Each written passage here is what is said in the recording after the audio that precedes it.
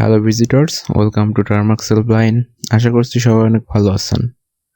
আজকে আপনাদের সাথে একটা বড় টিউটোরিয়াল শেয়ার করতে যাচ্ছি। আসলে এটা টার্মাক্সের বেসিক পুরোটা দেখানোর চেষ্টা করব। বিশেষ করে আপনারা যারা নতুন আছেন, টার্মাক্সের কাজ শেখার ট্রাই করতেছেন, বা যারা টার্মাক্সে অলরেডি শুরু করে দিচ্ছেন, তাদের জন্য খুবই হেল্পফুল হবে।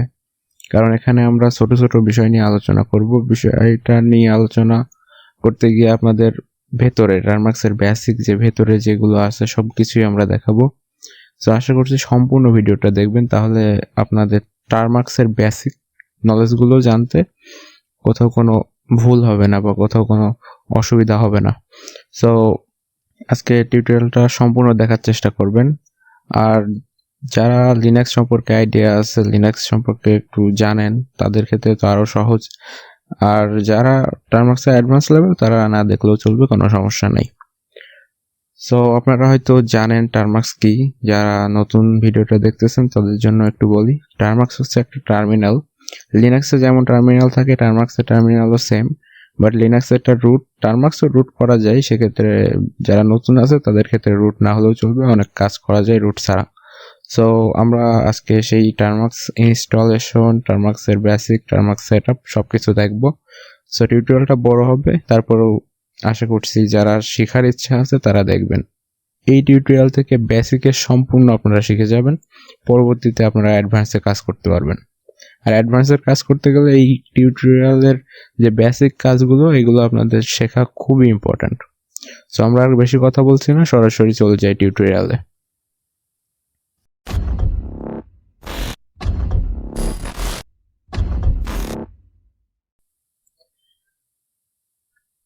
সো ফার্স্ট অফ অল আমরা প্লে স্টোরে চলে যাই। প্লে স্টোরে যাওয়ার পর আমরা টার্মাক্স লিখে এন্টার করি। এন্টার করলে আমাদের এরকম একটা টার্মাক্স সফটওয়্যার দেখা যাবে। এটা আপনারা ইনস্টল করে নেবেন। ইনস্টল করার পর ওপেন করবেন। ওপেন করার পর কিছু সেকেন্ড আপনাদের এটা সেট আপ হবে। এরপর আপনাদের এরকম একটা স্ক্রিন আসবে। এখান থেকে ক্লিয়ার কমান্ড টাইপ করবেন। ক্লিয়ার কমান্ডের কাজ হচ্ছে আপনার এই স্ক্রিনটাকে ক্লিয়ার করে দেওয়া।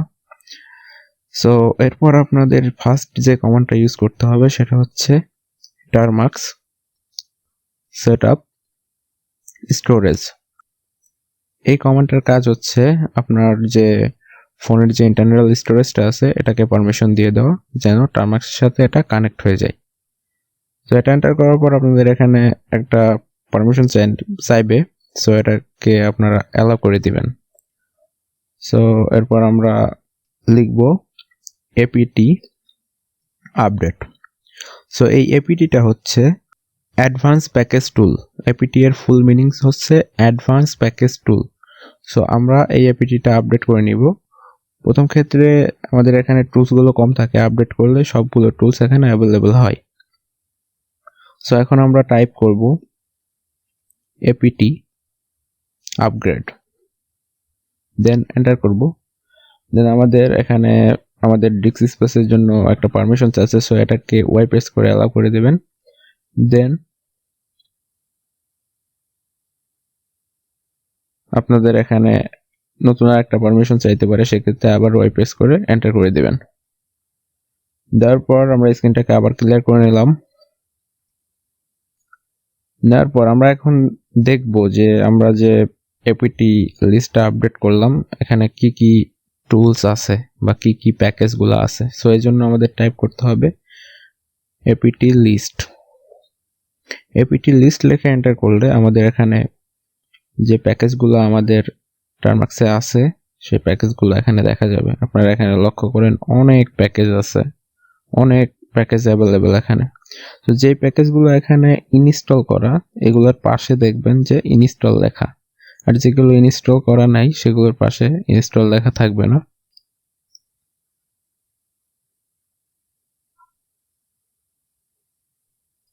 সো আমরা এখান থেকে একটা প্যাকেজ এখন ইনস্টল করব।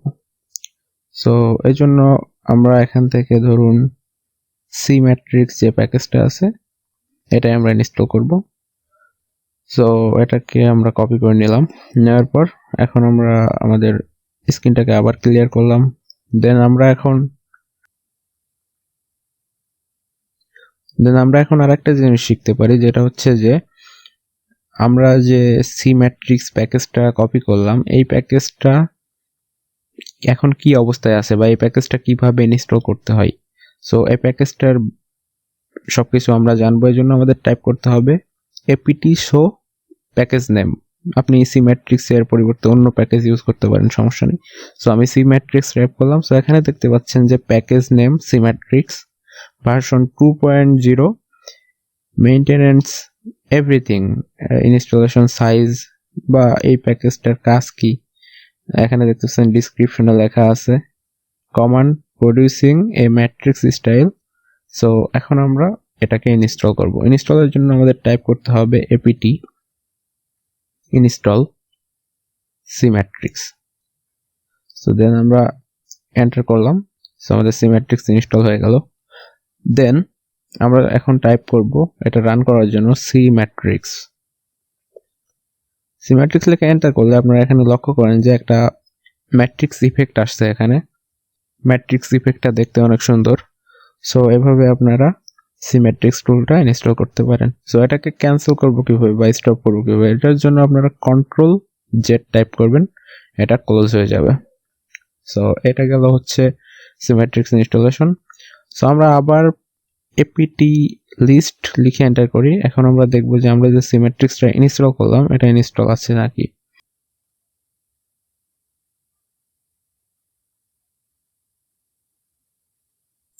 সো এখানে লক্ষ্য করে দেখতে পাচ্ছেন যে সিমেট্রিক্স এর পাশে ইনস্টল লেখা এসে গেছে, যেটা আগে ছিল না।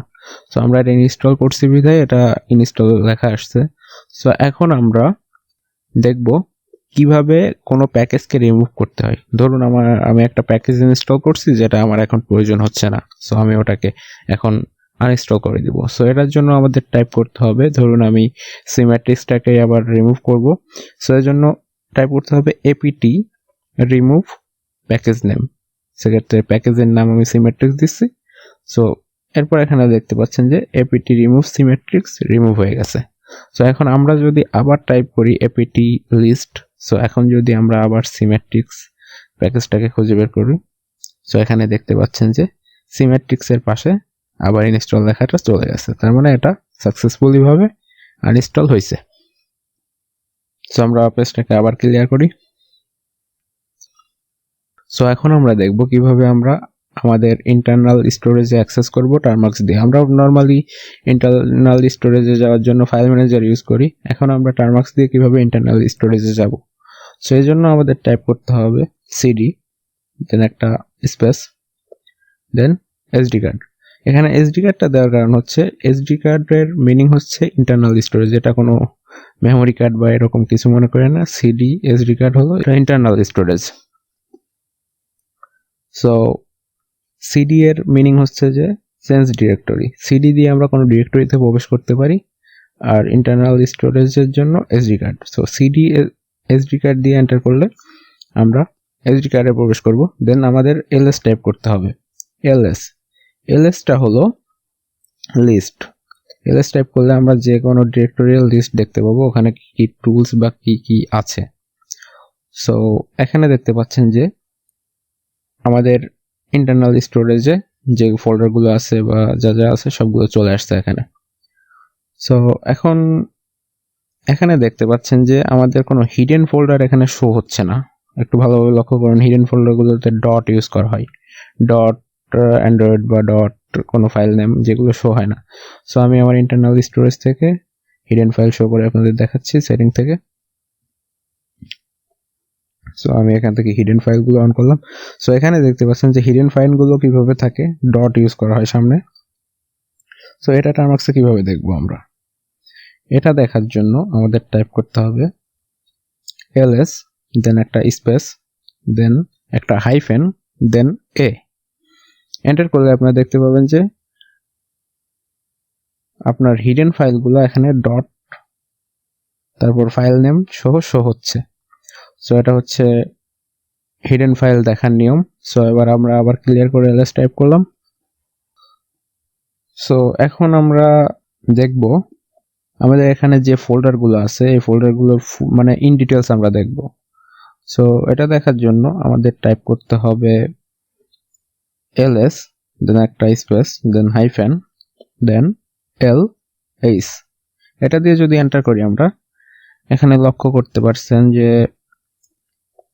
প্রত্যেকটা ফোল্ডারের ইন ডিটেলসে শো হচ্ছে এখানে কোন ডিরেক্টরিতে আছে, ফোল্ডারটা কত তারিখের বা কতদিন আগের বা টাইম এভরিথিং দেখাচ্ছে বা ফোল্ডারের সাইজ। সো এটা দিয়ে আমরা ফোল্ডারের ইন ডিটেলস আমরা দেখতে পারবো। সো পেজটা আমরা আবার ক্লিয়ার করি। সো এখন আমরা চাচ্ছি যে আমাদের ইন্টারনাল স্টোরেজের মাঝে একটা ফাইল ক্রিয়েট করব। ফাইল ক্রিয়েটের জন্য আমরা নর্মালি যে কমান্ডটা ইউজ করব সেটা হচ্ছে touch, touch। সো আমি এখানে ফোল্ডার ক্রিয়েট করতেছি helpline.txt। সো এটা দিয়ে এন্টার করলে আবার ls টাইপ করলে আপনারা এখানে দেখতে পাবেন যে helpline.txt নামে আমার একটা ফোল্ডার তৈরি হয়ে গেছে আমার ইন্টারনাল ডিরেক্টরিতে।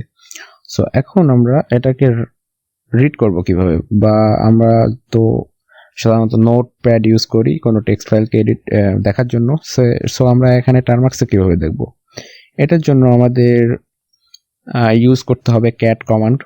ক্যাট টাইপ করে ফাইলের যে নেমটা সেই নেমটা এখানে টাইপ করে এন্টার করলে আমরা এখানে দেখতে পাবো যে আমাদের ফাইলের মাঝে কি কি আছে। সো যেহেতু আমি এই টেক্সট ফাইল ক্রিয়েট করছি, এখানে কোনো এর ভিতরে কোনো কিছু আমি টেক্সট অ্যাড করি নাই, সো এখানে এটা এমপিটি দেখাচ্ছে।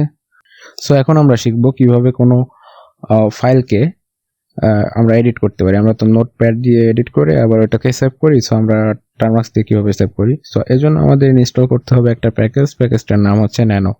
সো ন্যানো প্যাকেজ ইনস্টল করতে হলে apt install nano টাইপ করে এন্টার করতে হবে। যারা আপডেট টার্মাক্স ইউজ করেন তাদের ইনস্টল না করলেও চলবে, অটোমেটিক ইনস্টল করা থাকে।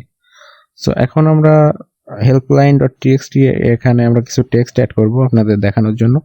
সো এর জন্য আমরা লিখলাম ন্যানো দেন স্পেস দেন helpline.txt দেন এন্টার করলে আপনাদের এরকম একটা স্ক্রিন আসবে আপনাদের সামনে। সো এখানে আপনারা আপনাদের ইচ্ছা মতো যা খুশি তাই লেখেন, আমি দেখাচ্ছি। আমি এখন আমার মতো লিখতেছি সাবস্ক্রাইব টার্মাক্স হেল্পলাইন। হ্যাঁ, অবশ্যই টার্মাক্স হেল্পলাইন চ্যানেলটা সাবস্ক্রাইব করবেন সবাই। এরপর এটাকে আমরা সেভ করব কিভাবে, সেভ করার জন্য আপনাদের কন্ট্রোল উপরে যে দেখতে পাচ্ছেন কন্ট্রোল একটা বাটন, কন্ট্রোলে একটা প্রেস করে এক্স এ প্রেস করবেন, দেন ওয়াই প্রেস করবেন, দেন এন্টার করবেন, আবার এন্টার করবেন, সেভ হয়ে যাবে। সো এখন যদি আমরা ক্যাট টাইপ করি, দেন আবার যদি টাইপ করি helpline.txt, দেন এখানে দেখতে পাচ্ছেন যে সাবস্ক্রাইব টার্মাক্স হেল্পলাইন চ্যানেল, যতটুকু দেখলাম ততটুকু এখানে আসছে। সো এইভাবে আমরা কোনো টেক্সট ফাইল বা যে ফাইলগুলো আমরা রিড করতে পারি, সো ওই ফাইলগুলো আমরা ন্যানো এডিটর দিয়ে এডিট করতে পারি। সো এখন আমরা যেটা শিখবো সেটা হচ্ছে আমরা কোন ডিরেক্টরিতে আছি সেই ডিরেক্টরির লোকেশনটা জানবো। এটার জন্য আমাদের টাইপ করতে হবে pwd। pwd এর মিনিং হচ্ছে যে প্রেজেন্ট ওয়ার্কিং ডিরেক্টরি। সো আমি এখানে pwd টাইপ করছি, এখানে দেখতে পাচ্ছেন /sd কার্ড লেখা আসছে। সো আমরা এখন sd কার্ড ডিরেক্টরিতে আছি। সো এখন যদি এই sd কার্ড থেকে আমরা আমাদের যে টার্মাক্সের ডিরেক্টরিতে যেতে চাই সেজন্য আমাদের টাইপ করতে হবে cd টাইপ করে এন্টার করলেই আমরা চলে যাব আমাদের টার্মাক্সের হোম ডিরেক্টরিতে। সো আমি cd টাইপ করে এন্টার করলাম।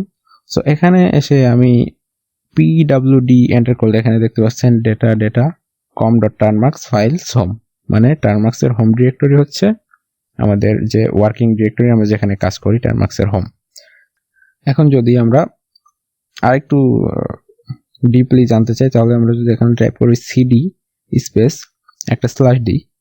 সো এক্ষেত্রে আপনাদের যাদের ফোনটা রুট থাকে বা আপনাদের টার্মাক্সের রুট পারমিশন দেওয়া থাকবে তারাই কেবলমাত্র এই cd স্পেস /d এন্টার করলে আপনাদের রুট ডিরেক্টরি দেখতে পারবেন। সো আমার ফোনটা রুট নাই, সো যেহেতু বিগিনারদের শেখাচ্ছি সেক্ষেত্রে আপনাদের এটা না জানলেও চলবে। So cd space /d enter করলে আমাদের রুট ডিরেক্টরি দেখা যায়। সো আমরা আবার আমাদের ইন্টারনাল স্টোরেজে চলে যাই। এজন্য আমরা আবার CD space slash SD card type করে এন্টার করি। ইন্টারনাল স্টোরেজে আসার পর আমরা এখানে একটা ফোল্ডার ক্রিয়েট করব আমাদের ইন্টারনাল স্টোরেজের ভেতর। সো ফোল্ডার ক্রিয়েট করার জন্য আমাদের যে কমান্ডটা ইউজ করতে হয় সেটা হচ্ছে mkdir। সো mkdir দেওয়ার পর আমি একটা ফোল্ডার ক্রিয়েট করছি, ফোল্ডারের নাম হচ্ছে ডেমো দিয়ে এন্টার করলাম। সো এন্টার করার পর আপনারা যদি ls টাইপ করেন আপনারা এখানে দেখতে পাচ্ছেন যে ডেমো নামে একটা ফোল্ডার তৈরি হয়েছে, যেটা আগে ছিল না। সো আমরা এখন শিখলাম কিভাবে ফাইল তৈরি করতে হয়, কিভাবে ফোল্ডার তৈরি করতে হয়, কিভাবে আমরা কোন ডিরেক্টরিতে আছি ডিরেক্টরি লোকেশন বের করতে হয়, এবং আমাদের প্যাকেজ ইনস্টলেশন এবং এভরিথিং শিখলাম। সো এখন আমরা যে জিনিসটা শিখবো সেটা হচ্ছে আমাদের ইন্টারনাল স্টোরেজ থেকে কিভাবে আমাদের টারমাক্সের মেইন ডিরেক্টরিতে মানে হোম ডিরেক্টরিতে কোনো ফাইল কপি করতে হয়।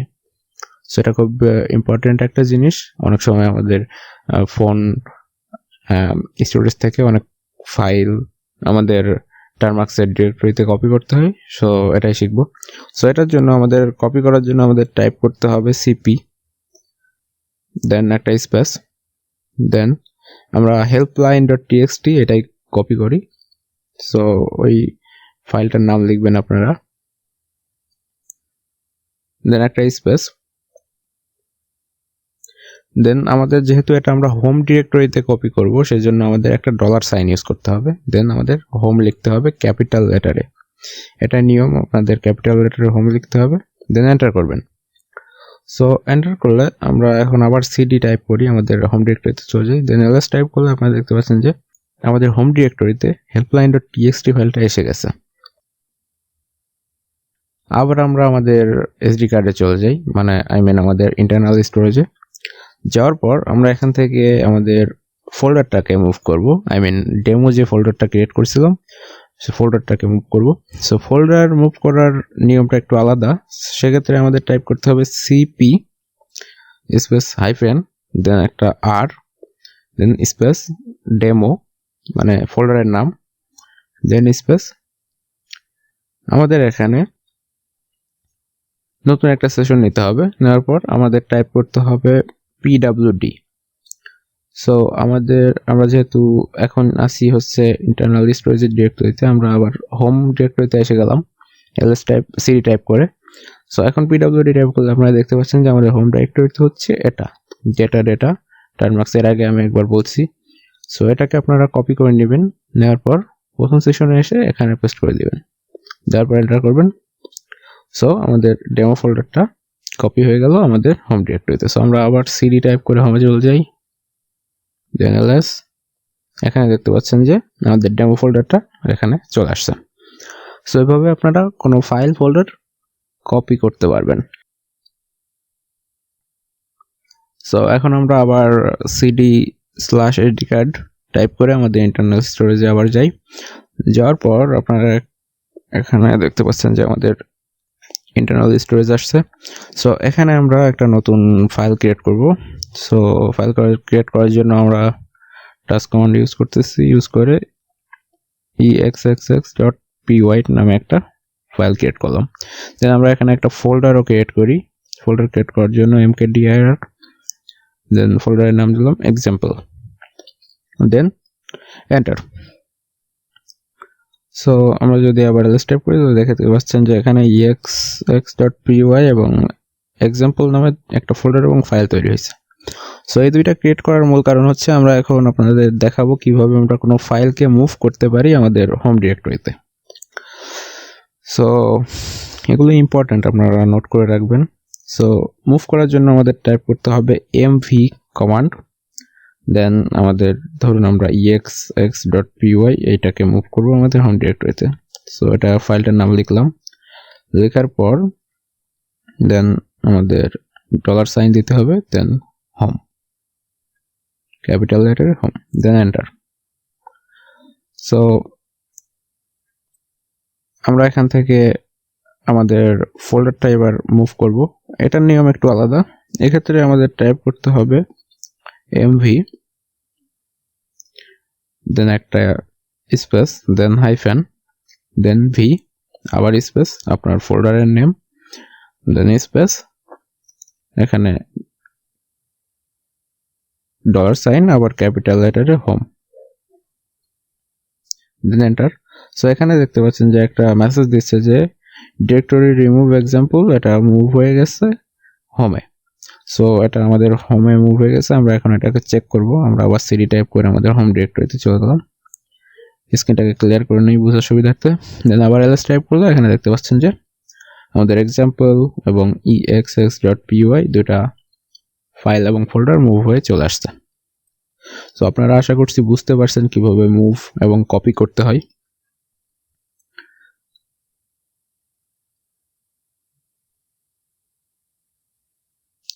সো আমি এখন আমার ইন্টারনাল স্টোরেজ থেকে হেল্পলাইন এবং আমাদের যে ডেমো ফোল্ডারটা তৈরি করছিলাম এই দুইটাকে আমরা ডিলিট করে দেই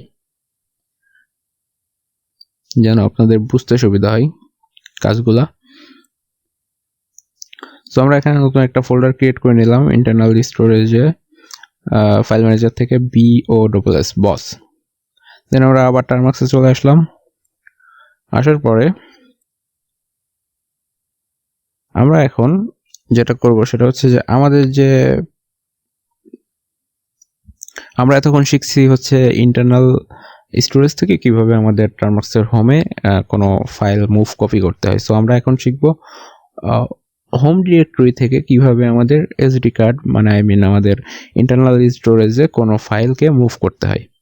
সো এটার জন্য আমাদের টাইপ করতে হবে এমভি, দেন আমাদের যে ফাইলটা আমরা মুভ করব সেই ফাইলটার নাম, আমি আমাদের আমাদের helpline.txt ফাইলটাকে মুভ করতেছি। দেন এটা লেখার পর আপনাদের একটা স্ল্যাশ দিতে হবে, দেন এসডি কার্ড। দেন আপনারা এন্টার করলে দেখতে পাবেন যে সো আমরা আবার আমাদের এসডি কার্ড ডিরেক্টরিতে চলে যাই, আমাদের ইন্টারনাল স্টোরেজের ডিরেক্টরিতে যাই। যাওয়ার পর আপনারা দেখতে পাচ্ছেন যে এখানে helpline.txt যে ফাইলটা মুভ করলাম এটা এখানে চলে আসছে। সো এখন আমরা আমাদের এখান থেকে আবার আমরা একটা ফোল্ডার মুভ করে নিব। সো ধরুন আমি এখান থেকে আমাদের ডেমো ফোল্ডারটাকে মুভ করব। সো এর জন্য MV then space then -v then demo space slash SD card. ধরুন আমি আমাদের এই ডেমো ফোল্ডারটাকে মুভ করব যে বস নামে ফোল্ডারটা ক্রিয়েট করলাম ওইটাতে। সো এটার জন্য আমাদের স্ল্যাশ এসডি কার্ড আবার স্ল্যাশ দেন বস দিয়ে এন্টার করলে এখানে দেখতে পাচ্ছেন রিমুভ ডিরেক্টরি ডেমো এবং ওইটাকে মুভ হয়ে বস ডিরেক্টরিতে চলে গেছে। সো আমরা এলএস টাইপ করি। সো আবার আমরা আমাদের ইন্টারনাল স্টোরেজে যাই, দেন আমরা সিডি বস লিখে আমাদের বস ডিরেক্টরিতে এন্টার করি এবং এখানে দেখতে পাচ্ছেন যে এখানে ডেমো নামে ফোল্ডারটা এখানে মুভ হয়ে চলে আসছে। সো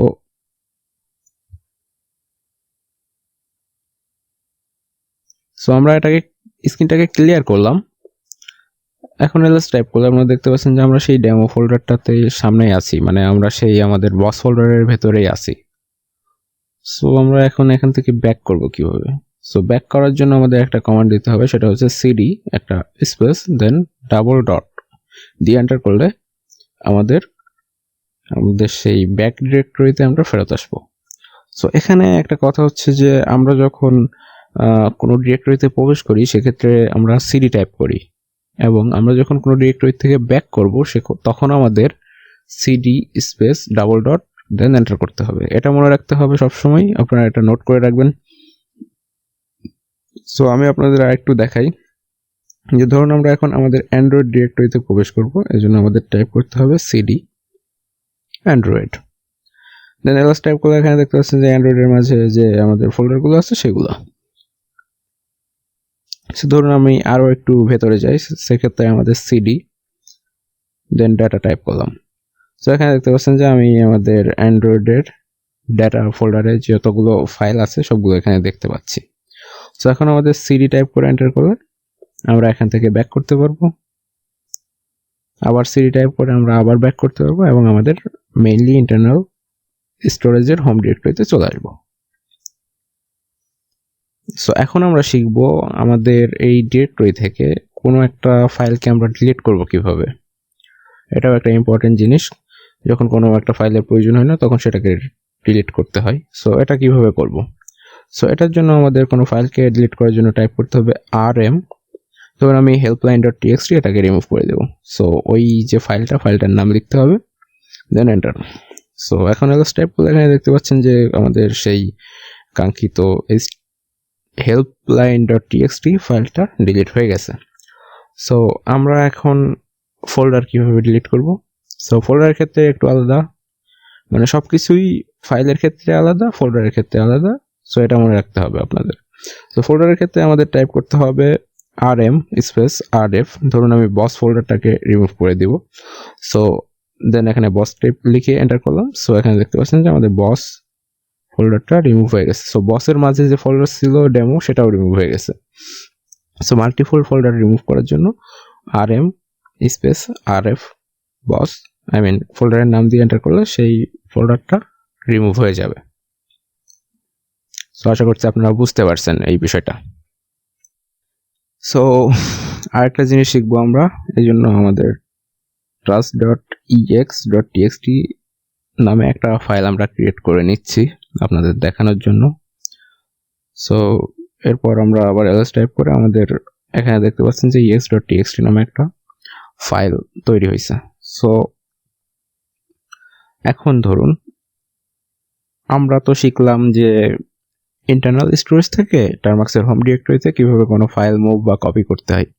সো এখন যদি আমরা চাই যে আমাদের যে এখানে যে ফোল্ডারগুলো দেখতে পাচ্ছেন যে ধরুন এই ex.txt ফাইলটা আমরা আমাদের এখানেরই কোনো একটা ফোল্ডারে মুভ করব। সো সেক্ষেত্রে আমরা কি করতে পারি। সো ধরুন আমরা এই ex.txt ফোল্ডারটাকে UAC লাস্টে দেখতে পাচ্ছেন UAC এই ফোল্ডারটাতে মুভ করব। সো এক্ষেত্রে আমাদের কি করতে হবে, এক্ষেত্রে আমাদের টাইপ করতে হবে mv দেন ex.txt, দেন এখানে কোনো স্ল্যাশ ইউজ করা যাবে না বা এখানে কোনো ডলার সাইন ইউজ করা যাবে না, এখানে ডিরেক্টলি ইউজ করতে হবে UAC, মানে যে ফোল্ডারটাতে মুভ করবেন সেই ফোল্ডারের নাম। সো আমি এখানে UAC দিয়ে এন্টার করলাম। সো আপনারা যদি এখানে কোনো স্ল্যাশ ইউজ করেন তাহলে সেটা এরর আসবে। সো আপনারা এখানে আমি এখানে cd টাইপ করে UAC ফোল্ডারটাতে ঢুকলাম। এখানে দেখতে পাচ্ছেন যে আমাদের সেই কাঙ্ক্ষিত ex.txt ফাইলটা মুভ হয়ে গেছে। সো আপনারা এভাবে কোনো ডিরেক্টরির ভিতরে, মানে ভিতরেই যদি কোনো ফোল্ডার বা ফাইল মুভ করা লাগে সেক্ষেত্রে এভাবে আপনারা মুভ করবেন। সো এখন একটু অন্য প্রসঙ্গে আসি। সো ধরুন আমি আমার ফোনটা কোন আর্কিটেকচারের বেস তৈরি সেটা জানতে চাচ্ছি। সো এর জন্য আমাদের টাইপ করতে হবে uname স্পেস -m দিয়ে এন্টার করলে আপনারা দেখতে পাচ্ছেন যে ARCH64। সো আমি যে ফোনটা ইউজ করছি এটা এই আর্কিটেকচারে তৈরি। সো এখন যদি আমরা জানতে চাই যে আমাদের ফোনের কার্নেলটা কিসের, সো এর জন্য আমাদের টাইপ করতে হবে uname দেন একটা স্পেস দেন -a, এটা দিয়ে এন্টার করলে আপনারা দেখতে পাচ্ছেন যে আমার যে ফোনটা, বিশেষ করে অ্যান্ড্রয়েড সকল ফোনই একই রকম লিনাক্স লোকাল হোস্ট। সো এটা দেখতে পাচ্ছেন যে আমাদের লিনাক্সের আন্ডারে আমাদের যে কার্নেলটা আছে সেটা লিনাক্সের আন্ডারে। সো আশা করছি আপনারা বুঝতে পারছেন। সো এখন আমরা আমাদের ইন্টারনেট কনফিগারেশন সম্পর্কে একটু জানবো। সো এটার জন্য আমাদের টাইপ করতে হবে ifconfig,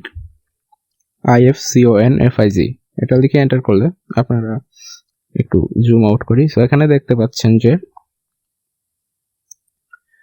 এখানে কয়েকটা আইপি আছে, একটা আছে লোকাল হোস্টের আইপি, আর একটা আছে ইথারনেট, আর একটা আছে যখন আপনি কোনো ওয়াইফাই এর আন্ডারে কানেক্ট হবেন সেক্ষেত্রে আরেকটা আইপি, মানে বিভিন্ন আইপি আছে। সো এগুলো হচ্ছে আমাদের লোকাল আইপি। সো এখন আমরা দেখব যে আমাদের পাবলিক আইপি কিভাবে আমরা পাবো। পাবলিক আইপি বলতে আমাদের যে ইন্টারনেট ইউজ করলে আমাদের যে একটা আইপি শো হয় সেটা। সো আমি আমার আইপিটা এখান থেকে গুগলে সার্চ করে দেখাই দিচ্ছি আপনাদের। সো এখানে দেখতে পাচ্ছেন যে আমার আইপিটা 103.230। সো এখন এটার জন্য আমাদের টার্মাক্সে এসে টাইপ করতে হবে curl curl, দেন টাইপ করতে হবে ifconfig.me। এটা লিখে এন্টার করলে দেখতে পাচ্ছেন যে আমার এখানে আমার আইপিটা শো হচ্ছে, যেটা হচ্ছে আমার পাবলিক আইপি। সো এখন ধরুন যে আমি জানতে চাচ্ছি আমার নেটওয়ার্কটা রানিং আছে নাকি। সো এটার জন্য আপনাদের যেটা করতে হবে, সেটার জন্য আপনাদের টাইপ করতে হবে পিং, PING। ধরুন আমি গুগল সার্ভারটাকে রান করতে যাচ্ছি, সেক্ষেত্রে আমাদের google.com টাইপ করে এন্টার করলাম। সেখানে দেখতে পাচ্ছেন যে আমাদের গুগলের যে পিংটা এটা শো করতেছে। সো তার মানে আমাদের নেট কানেকশনটা একদম পারফেক্ট। সো এখন আমরা Ctrl+Z দিয়ে এটাকে ক্লোজ করে দিলাম। দেওয়ার পর এখন আমরা আমাদের নেটওয়ার্কের কনফিগারেশন সম্পর্কে জানবো, অ্যাডভান্স কনফিগারেশন। সো এটার জন্য আমাদের টাইপ করতে হবে NETSTAT। এটা লিখে এন্টার করলে আপনার নেটওয়ার্কের জন্য কিছু সময় অপেক্ষা করতে হবে। সো এখানে দেখতে পাচ্ছেন যে অনেক গুলো লাইন চলে আসছে, অনেকগুলো আমাদের সকেটের ইন্টারফেস চলে আসছে। সো আমি যে নেটওয়ার্ক ইউজ করতেছি সেই নেটওয়ার্কের যে সকেটগুলো আছে সেই সকেটগুলোর ইন্টারফেস এখানে শো হচ্ছে। সো আপনারা এটা ভালোভাবে দেখলে বুঝতে পারবেন। সো এটাকে আমরা ক্লোজ করে দিলাম। সো এখন ধরুন আমার একটা ইনস্ট্যান্ট টেক্সট ফাইল ক্রিয়েট করা দরকার, যেক্ষেত্রে আমার ন্যানো এডিটর ওপেন করা সম্ভব হচ্ছে না বা আমার এখন এডিটরে যাওয়া পসিবল হচ্ছে না। সেক্ষেত্রে খুবই ফাস্টলি কীভাবে একটা টেক্সট ফাইল আমরা ক্রিয়েট করতে পারি। সো এই জন্য আমাদের যেটা টাইপ করতে হবে সেটা হচ্ছে ECHO, দেন একটা স্পেস, দেন একটা ডাবল কোটেশন, দেন আপনার টেক্সট ফাইলটুকু এখানে লিখতে হবে। লেখার পর আবার ডাবল কোটেশন দিয়ে এই লেখাটা শেষ করতে হবে, দেন একটা স্পেস দিয়ে একটা লেস দেন একটা স্পেস, দেন এখানে আপনার ফাইলের নামটা লিখবেন। আমি লিখতেছি .txt দিয়ে এন্টার করলে আমাদের txt ফাইলটা সেভ হয়ে যাবে। সো এখন যদি আমি ls টাইপ করি, এখানে দেখতে পাচ্ছেন যে a.txt নামে একটা ফাইল সেভ হয়েছে। সো আমরা cat দিয়ে ফাইলটাকে রান করি।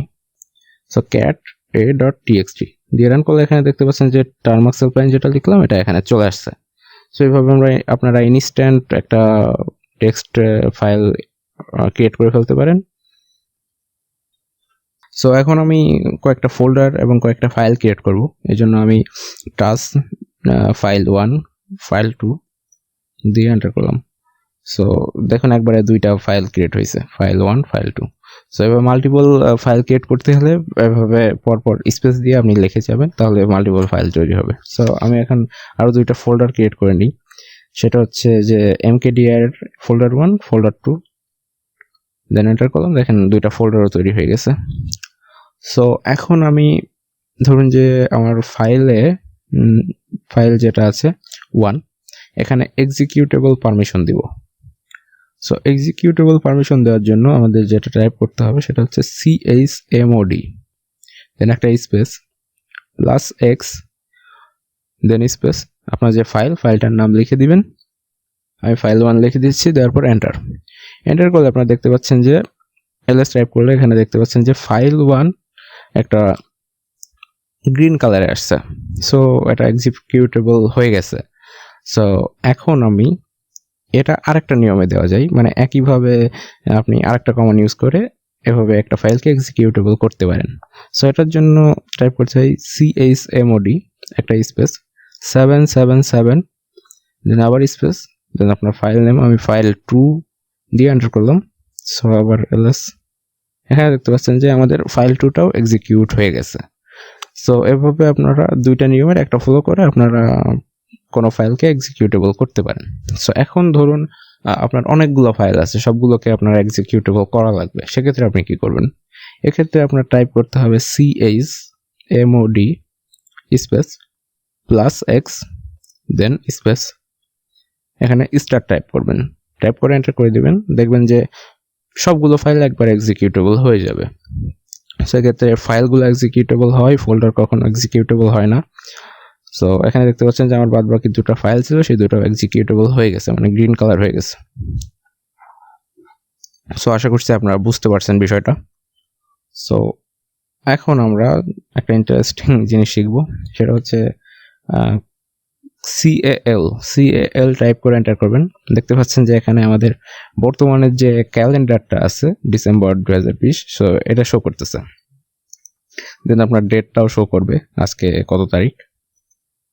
সো ধরুন আমাদের অন্য কোনো একটা ডেট দেখার দরকার, মানে অন্য কোনো একটা সময়ের ক্যালেন্ডারটা আমার দেখার দরকার। সো ধরুন আমি 2019-এর ক্যালেন্ডারটা আমার দেখতে ইচ্ছা হচ্ছে, আমি ওটা দেখবো। সো এর জন্য CAL স্পেস 2019 লিখে এন্টার করবেন। সো দেখুন এখানে 2019-এর যে ক্যালেন্ডারটা আছে সেটা পুরোটাই চলে আসছে, অল মান্থ আছে, এখান থেকে আপনি চাইলে দেখে নিতে পারেন। সো ধরুন আমি 1998 সালের একটা ক্যালেন্ডার দেখতে চাচ্ছি। সো এটা টাইপ করবেন CAL 1998। সো এখানে ওটা চলে আসবে। সো এভাবে আপনার ক্যালেন্ডার দেখতে পারেন। সো এখন ধরুন আমি আমার ডিস্কের আমার যে ইন্টারনাল স্টোরেজের যে ডিস্ক আছে সেটার স্পেস বা সেটার ইনফরমেশন দেখতে চাচ্ছি। সো এই জন্য আপনারা টাইপ করবেন DF, লিখে এন্টার করবেন আপনাদের ডিস্কে কতটুকু স্টোরেজ অ্যাভেলেবেল, কতটুকু ইউজ হয়েছে, রুট ফোল্ডার বা অন্যান্য ফোল্ডার বা ইন্টারনেট কতটুকু স্পেস ইউজ করছে সেটা দেখতে পারবেন। সেটাকে ক্লিয়ার করে দিলাম। সো এখন আমি দেখতে চাচ্ছি আমার ইউজার ইন্টারফেস, আমার হচ্ছে আমি যে টার্মাক্সটা ইউজ করতেছি আমার ইউজার। সো এখন এই জন্য আমি টাইপ করতেছি WHOAMI, হুয়ামি টাইপ করে এন্টার করলে আপনাদের যে আপনি যে টার্মাক্সের আপনার যে ইউজার নেমটা সেটা দেখতে পাবেন। রুটের ক্ষেত্রে এটা একটু অন্যরকম আসে, রুটের ক্ষেত্রে অনেক সুবিধা বেশি। সো এখন আমরা দেখতে যাচ্ছি যে আমার যে ফোনের memory info. So memory info দেখার জন্য cat স্পেস /proc দেন স্ল্যাশ দেন MEMINFO দেন এন্টার করবেন। এন্টার করলে আপনারা এখানে দেখতে পাচ্ছেন যে কোন ফাইল বা কোন জিনিসে কতটুকু স্পেস আপনার ইউজ হয়েছে, বা আপনার অ্যাক্টিভ ফাইল, আনঅ্যাক্টিভ ফাইল, আপনার লক ফাইল, আপনার ব্লক ফাইল বা যত কিছু আছে, যত ইনফরমেশন আছে সবগুলো এখানে দেখতে পারবেন। সো ধরুন আমি এখন দেখতে চাচ্ছি যে আমার CPU ইনফরমেশনটা। সো একই নিয়মে আপনি ক্যাট টাইপ করবেন, দেন স্পেস দেন /proc দেন /CPUINFO দিয়ে এন্টার করবেন। আপনার CPU এর ফুল ইনফরমেশন এখানে দেখতে পাবেন। আপনার কোন কোর কতটুকু গিগাহার্টজ ইউজ করতেছে, বা কোন কোরের কতটুকু থ্রেড, বা আপনার হার্ডওয়্যার ইনফরমেশন, আপনার প্রসেসরটা কোন আর্কিটেকচারে, এভরিথিং এখানে শো হবে। সো আশা করছি আপনারা এটা বুঝতে পারছেন। সো এখন আমরা ধরুন যে এক্সটার্নাল কোনো টুলস ইনস্টল করব। এক্সটার্নাল টুল বলতে সবগুলো টুলস তো আর টার্মাক্সের মাঝে থাকে না, কিছু কিছু টুলস আছে যেগুলো কাস্টম ভাবে কোনো একজন ডেভেলপার তৈরি করে। সো এই জন্য আমাদের github.com আছে যেখানে কাস্টমাইজ টুলস পাওয়া যায়। সো ওইখান থেকে আমরা একটা টুলসকে কপি করে এনে আমাদের টার্মাক্সে ক্লোনিং করে এখানে ইউজ করব। সো আমি যাই গিটহাব লিখে এন্টার করলাম। সো এখানে দেখতে পাচ্ছেন যে অটোমেটিক আমাকে একটা সাজেস্ট করতেছে MVF নামক টুলস। আমি এটাতেই ঢুকি আপনাদের দেখানোর সাপেক্ষে। সো এখানে দেখতে পাচ্ছেন যে MVF 97 স্টার টুলসটা অনেক ভালো মনে হচ্ছে। সো এখান থেকে আপনারা এই টুলসটার লিঙ্কটা কপি করে নেবেন। নেওয়ার পর এখানে এসে আমরা প্রথমে গিট এন্টার করলাম। সো এখানে দেখতে পাচ্ছেন আমাদের গিট প্যাকেজটা ইনস্টল নাই। সো এখান থেকে আমাদের গিটটাকে ইনস্টল করে নিতে হবে first time. So pkg install গিট টাইপ করে আমাদের গিটটাকে ইনস্টল করে নিতে হবে। সো কোনো পারমিশন যদি চাই স্পেস করে এন্টার করে দিবেন। সো এরপর আমাদের গিটটাকে ক্লোনিং করার জন্য টাইপ করতে হবে গিট স্পেস ক্লোন স্পেস আপনাদের যে গিট ক্লোন লিঙ্কটা সেটা এখানে পেস্ট করে দিতে হবে। দেওয়ার পর কয়েক সেকেন্ডের মাঝে ক্লোনিং হয়ে যাবে। দেন এলএস করলে দেখতে পারবেন যে এখানে mvf নামক একটা ডিরেক্টরি তৈরি হয়ে গেছে, মানে এই mvf ডিরেক্টরির মাঝে আমাদের mvf টুলসটা অ্যাভেলেবেল। সো এখন cd টাইপ করে mvf এ আমরা প্রবেশ করলাম। সো এখানে দেখতে পাচ্ছেন যে mvf.py নামে একটা ফাইল দেখা যাচ্ছে। সো py মিন হচ্ছে এটা পাইথনের ফাইল। সো আমাদের তো পাইথন ইনস্টল করা নেই, সো আমরা পাইথন টাইপ করলাম। এখানে দেখতে পাচ্ছেন যে পাইথন ইনস্টল করতে বলতেছে আমাদের। So pkg install Python type করলাম। সো পাইথন এবং পাইথন 2 দুটাই আমাদের খুব প্রয়োজন, কারণ এখন পাইথন 2 রানিং চলতেছে, অনেক পাইথন 1 আগে চলতো। সো এখন পাইথন 2 এবং পাইথন 1 দুইটাই আমরা ইনস্টল করব। দুইটা লিখে আমরা এন্টার করলাম। সো পাইথন 1 এবং পাইথন 2 একটু বড় প্যাকেজ, এটা ইনস্টল হতে কিছু সময় লাগবে। সো আপনারা যদি কোনো পারমিশন চাই সেক্ষেত্রে ওয়াইপেস করবেন, ওয়াইপেস করে একটু ওয়েট করতে হবে।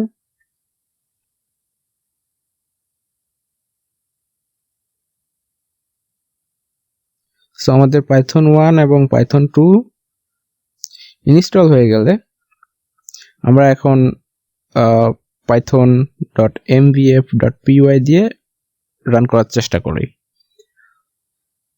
সো এখানে দেখেন যে পাইথন mvf.py দিয়ে এন্টার করলে আমাদের একটা এরর আসতেছে, মানে আমরা বুঝলাম যে এটা পাইথনের প্রোগ্রাম না, মানে পাইথন 1 এর প্রোগ্রাম না। সো আমরা এখন টাইপ করব পাইথন 2 দিয়ে এটা রান করার। সো পাইথন 2 mvf.py দিয়ে এন্টার করলাম। সো এখানে দেখতে পাচ্ছেন যে pip2 ইনস্টল মেকানাইজ। সো আমাদের pip2 ইনস্টল করতে বলতেছে, আমাদের pip2 ইনস্টল মেকানাইজ লিখে আমরা এন্টার করি। সো এখানে কিছু সময় লাগবে। আমাদের এই pip2 একটা পাইথনেরই আলাদা একটা প্রোগ্রাম, যেটার মাঝে আমাদের যে mvf.py টুলসটা আমরা ইনস্টল করতেছি, এটার যত ইনস্টলেশন প্রসেস আছে সে পিপ এগুলোকে হ্যান্ডেল করবে এবং ইনস্টল করে নেবে। সো এরপর আমরা যদি এখন টাইপ করি পাইথন 2 mvf.py, সেখানে দেখতে পাচ্ছেন যে আমাদের mvf টুলটা সাকসেসফুলি ভাবে রান হয়েছে। সো আশা করছি আপনারা বুঝতে পারছেন। সো এই টুলসটাকে ব্যাক করার জন্য আমাদের কন্ট্রোল জেড টাইপ করতে হবে। সো আশা করছি আপনারা বুঝতে পারছেন যে কিভাবে পাইথন প্রোগ্রাম দ্বারা কোনো টুলসকে ওপেন করতে হয়, বা কিভাবে গিটহাব থেকে কোনো একটা টুলসকে নিয়ে এসে ক্লোনিং করতে হয়। সো আপনারা বুঝতে পারছেন কিভাবে কোনো ফাইল কপি করতে হয়, মুভ করতে হয়, বা টার্মাক্সের যে বেসিক কাজগুলো সবসময় প্রয়োজন হয়, এইগুলো সবসময় লাগে। সো আশা করছি আপনারা সম্পূর্ণটা শিখতে পারছেন। সো এটা যদি আপনি জেনে থাকেন বা এগুলো যদি আপনি প্রতিনিয়ত প্র্যাকটিস করেন, তাহলে পরবর্তীতে যে অ্যাডভান্স টিউটোরিয়াল বা অ্যাডভান্স কাজগুলো করবেন সেক্ষেত্রে আপনাদের কোনো অসুবিধা হবে না। কারণ আজকে যদি আপনি কপি একটা ডিরেক্টরি থেকে অন্য একটা ডিরেক্টরিতে কপি করতে না পারেন, বা কোনো ফাইলকে মুভ করতে না পারেন, বা কোনো লোকেশন সম্পর্কে না জানেন, সেক্ষেত্রে আপনি তো পরবর্তীতে অ্যাডভান্স কাজগুলো করতে পারবেন না, সেক্ষেত্রে আপনার অনেক অসুবিধা হবে। সো এই টিউটোরিয়ালটা আমি আশা করতেছি সবারই ভালো লাগছে, বা যারা নতুন আছে তাদের অনেক উপকার হয়েছে। যদি ভালো লেগে থাকে, যদি একটুও উপকার হয়ে থাকে, তাহলে অবশ্যই ভিডিওতে লাইক দিতে ভুলবেন না। কমেন্ট করুন কোথায় বুঝেন নাই বা কোথায় এরর আসছে, কোথাও সমস্যা থাকলে আমাদের টার্মাক্স হেল্পলাইন গ্রুপ আছে, সেখানে পোস্ট করুন। আমাদের মডারেটর, অ্যাডমিন সবাই আপনাকে হেল্প করবে। এছাড়া আপনি চাইলে আমাদের পেজে ইনবক্স করতে পারেন ক্রিটিক্যাল সমস্যা নিয়ে। সো পেজে সবসময় সাধারণ সমস্যার সমাধান করা হয় না, ক্রিটিক্যাল প্রবলেমগুলো সমস্যার সমাধান করা হয়। আপনি গ্রুপে কোনো একটা পোস্ট করবেন, সেই পোস্টে অবশ্যই আপনাকে আমাদের অ্যাডমিন এবং মডারেটররা হেল্প করবে। আর যখন দেখবেন যে না এখানে হচ্ছে না, সেক্ষেত্রে আপনারা পেজে মেসেজ করতে পারেন, অবশ্যই আমি সেখানে হেল্প করব আপনাকে। আর ভিডিওটা অবশ্যই শেয়ার করুন বন্ধুদের সাথে যারা টার্মাক্স সম্পর্কে জানতে চায়, টার্মাক্স শিখতে চাই। সো আশা করছি আর টার্মাক্স শিখুন, টার্মাক্সকে ভালো কাজে ব্যবহার করুন, আর দেশের সিকিউরিটি সাইবার এক্সপার্ট হিসেবে কাজ করুন। সো ধন্যবাদ সবাইকে, ভালো থাকুন, সুস্থ থাকুন, টার্মাক্স হেল্পলাইনের সাথে থাকুন। Bye bye.